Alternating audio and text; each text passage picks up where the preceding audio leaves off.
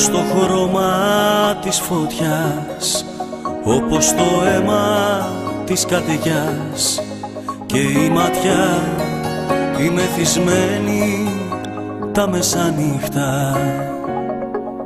Κόκκινο σαν τον ουρανό, στου πυρετού το δειλινό, σαν το φίλι πάνω απ' τα χείλη τα μισάνυχτα.